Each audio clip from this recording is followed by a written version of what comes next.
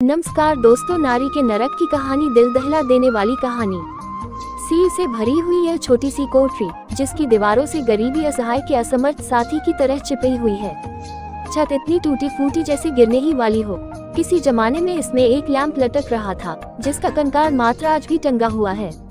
कालिक से पुते हुए चूल्हे के ऊपर एक पतीली, जिसके किनारे गायब हो चुके हैं, औंधी हुई है, और पास ही टाट में लिपटी हुई और रस्सी में बंधी हुई एक अंगीठी पड़ी है, और एक टूटा हुआ चम्मच भी, जिसकी ये दशा इसलिए हुई कि उससे एक दिन बासी और ठंडी कड़ाही जबरदस्ती खुरची गई थी।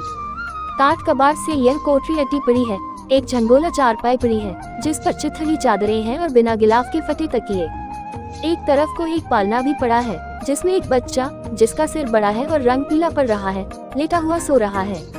कुंजी और कब्जोदार एक बक्स रखा हुआ है, जिसका ताला खुला हुआ है, क्योंकि कोई मूल्यवान चीज तो उसमें बच नहीं रही है, जिसकी हिफाजत के लिए ताले कुंजी की जरूरत पड़े। इसके सिवाय एक और मेज पड़ी हुई है और 3 कुर्सियां भी, जो किसी जमाने में लाल रंगी गई थी। फिर एक टूटी अलमारी भी वही उनसे सटी रखी है।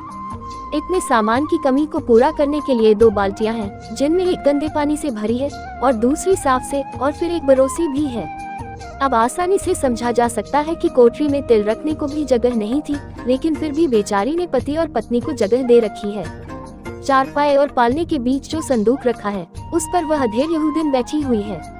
उसके दाएं हाथ की तरफ एक छोटी धुंधली सी खिड़की है और बाईं तरफ मेज। वो हाथों में मोजा बुनती जाती है, पैरों से पालना हिलाती जाती है, और वह सामने मेज पर बैठा झूम झूम कर और गा गा कर जो तालमुद पढ़ रहा है, उसे सुन रही है।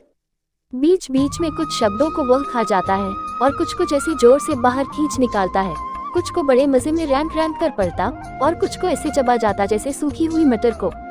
अपनी जेब से वह रुमाल निकालता है, जो कभी लाल रंग का था और साबित रहा होगा। उसे अपनी नाक और माथा पोंछता है, फिर उसे गोद में रखकर कानों पर आए हुए बालों को ठीक करता है और नुकीली तथा कुछ कुछ कतरी हुई दाढ़ी पर हाथ फेरता है।